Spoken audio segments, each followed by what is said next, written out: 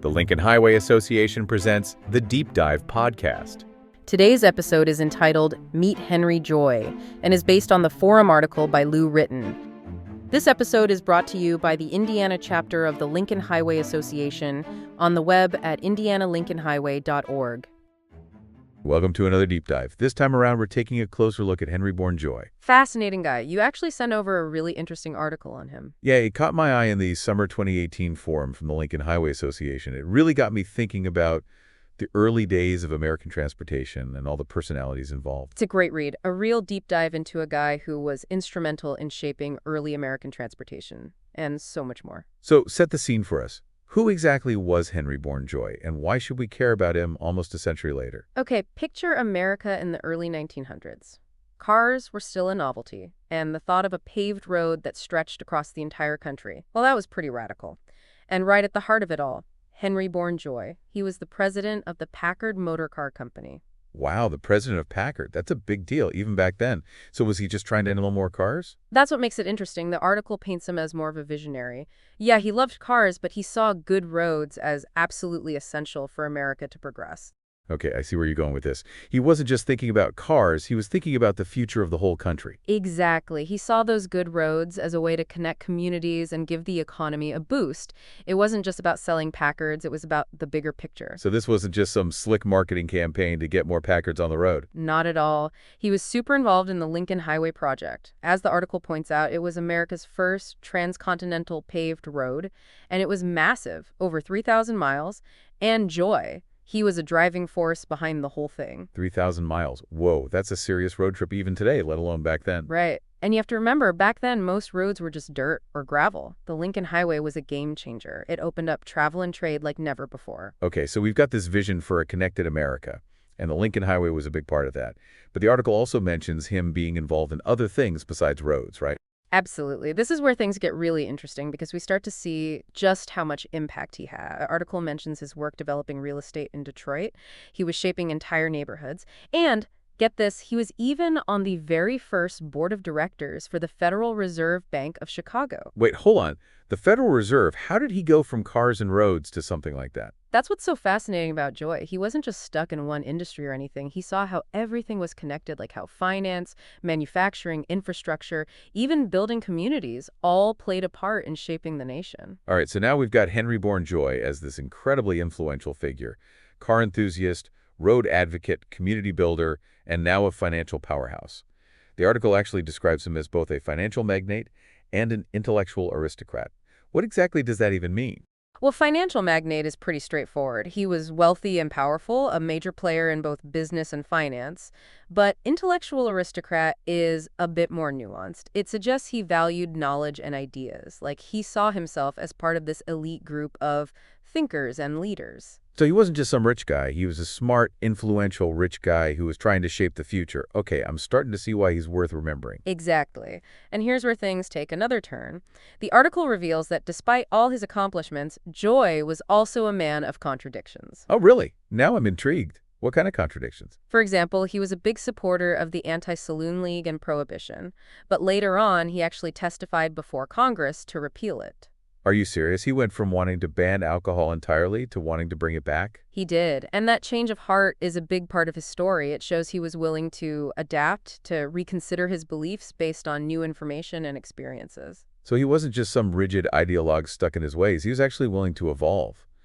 But what could have caused such a huge shift? Well, his experiences during World War I seem to have been a turning point. It seems like they made him see prohibition in a whole new light. He started to understand the unintended consequences. All right, now I'm really hooked. We've got this complex figure, a visionary leader, a man full of contradictions, and a story that takes us from the open road to the halls of Congress. Let's dive into that wartime experience and see how it shaped his thinking. Definitely. It's a fascinating chapter in his life and gives us some valuable insights into how the social and political landscape of America was changing in the early 20th century.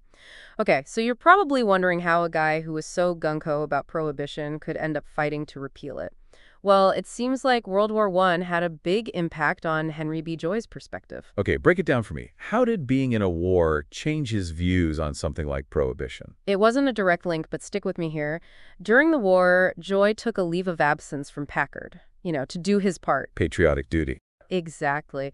At first, he was inspecting ships being built for the Navy, but then he shifted gears and started organizing relief efforts for war refugees. Wow, from factory floor to the front lines of a world war, that's a huge change. It really was. And, seeing the reality of war up close, the human suffering, all of that, it must have changed how he saw social issues back home. Yeah, I bet. It's one thing to talk about the benefits of prohibition from afar, but actually witnessing the unintended consequences firsthand in the middle of a war, that's got to make you think. For sure. He saw how prohibition, which was meant to make society better, was actually creating a black market, making organized crime stronger, and breeding hypocrisy.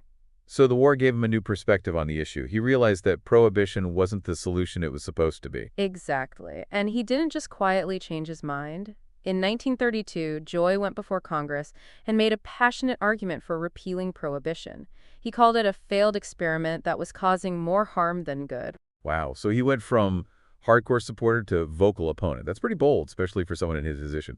Did he get any backlash for changing his stance? The article doesn't really go into that, but it does emphasize that Joy had strong convictions and wasn't afraid to stand up for what he believed in, even if it meant disagreeing with the crowd or admitting he was wrong. That's admirable, especially back then when flip-flopping on a major issue was seen as weakness.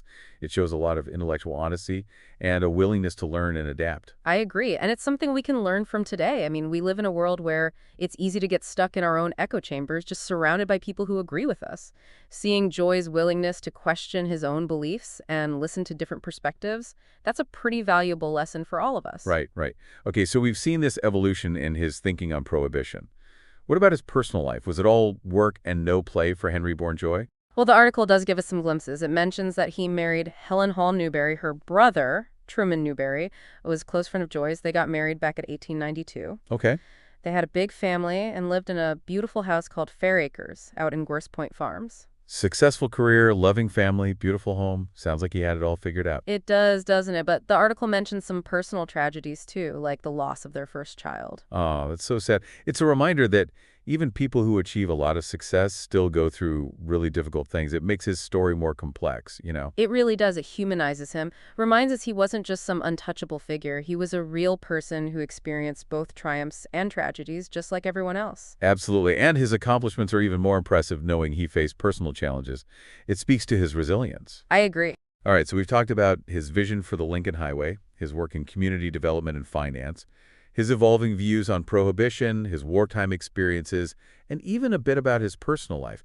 What about his legacy? How do people remember Henry Bourne Joy today? That's a great question. Of course, the Lincoln Highway itself is a big part of it. It literally transformed America, connecting people in a way that hadn't been possible before. But it sounds like his legacy goes way beyond physical landmarks, too.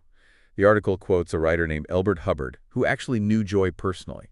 It's always interesting to hear what the people who knew these historical figures firsthand had to say about them. What did Hubbard say about Joy? He said, "It is a great thing to be a financial magnate.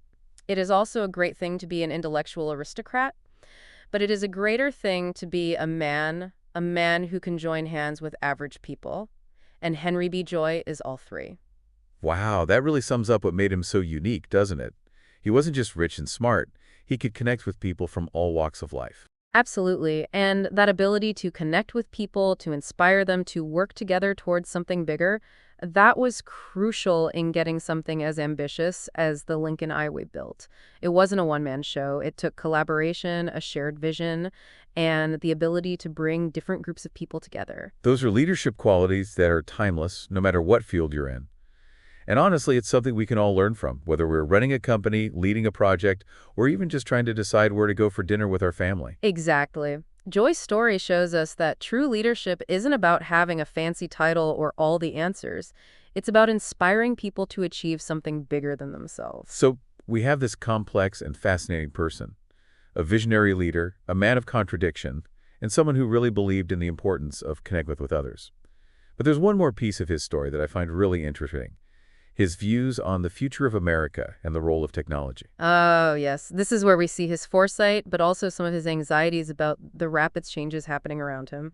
I sense a bit of a cautionary tale coming on. Let's unpack his thoughts on the future and see if they resonate with us today. Let's do it. It's a good reminder that progress isn't always straightforward, and that even people who embrace innovation can have reservations about its potential consequences. Okay, so we know Joy was all about progress, especially when it came to things like the Lincoln Highway. But what about technology in general? How did he feel about all the rapid changes happening around him? Well, that's what's fascinating. He was definitely excited about how automobiles could transform America, but he also had some worries about things changing too quickly. What kind of worries? Was he, like, predicting robots would take over the world? No, not quite that dramatic, but he was concerned about technology potentially eroding certain values he held dear. Like what? Can you give me some specifics? For one, he was worried about how cars might affect rural life. He thought the ease of travel could lead to people abandoning their small towns and heading for the big cities. Interesting. So he's connecting the whole country with the Lincoln Highway, but worried about those smaller communities losing their connection. Exactly. It just goes to show that progress often comes with a cost, and even someone like Joy, who champions innovation, could have mixed feelings about the consequences. I see what you mean. It wasn't just about the technology itself, but how it might affect society, the very fabric of American life. Exactly. He was a big believer in community, in people working together for the common good, and he worried that technology, if not handled carefully, could weaken those social ties. That makes a lot of sense. And honestly, I think it's even more relevant today. We're constantly dealing with how technology is impacting our relationships, our communities, even our sense of self. I agree. It's almost like Goy was looking ahead and saying, hey, this technology is amazing, but let's not forget about being human, about the things that really matter. It's definitely a cautionary tale that still resonates today. Did he have any other concerns or anxieties about the future? Yes, his concerns went beyond just social issues. He had some strong opinions about the role of government in the economy. Okay, I'm listening. Joy was really against government interference in the economy. He believed in individual initiative, free enterprise, letting the market drive progress. Sounds like a classic American entrepreneur. He was, but his views weren't always popular, especially during the Great Depression when a lot of people were looking to the government for help. So he was a bit of a maverick, sticking to his principles even when they weren't the popular opinion? Definitely. He wasn't afraid to speak his mind, even if it meant going against the grain. Which, is probably a big part of why he was so successful. That vision, that drive, that willingness to challenge the way things were. You got it. He wasn't just going with the flow. He was actively shaping the world around him, for better or worse. So after diving deep into Henry-born Joy, what's the big takeaway? I think his story reminds us that progress is rarely simple or straightforward. It's complicated, messy, and often driven by people with their own unique motivations, passions, and even contradictions. And it's our responsibility to engage with all of that complexity, to really think about the trade-offs and make sure that progress is serving us, not the other way around. Well said. Joy's story is more than just about one man or one highway. It's about the ongoing challenge of navigating progress, balancing innovation with our values, and remembering to keep humanity at the forefront even as technology advances. What a fascinating journey. Thanks so much for guiding us through the life and times of Henry-born Joy. You really brought him to life for me. I know I'll be thinking about him and his concerns about the future for a long time. It was my pleasure. And I hope this deep dive encourages you to keep exploring those hidden stories behind the people and places that shape our world. Absolutely. And to all our listeners, thanks for joining us on this deep dive. If there's a topic or a historical figure you'd like us to explore, let us know. Until next time, keep diving deep.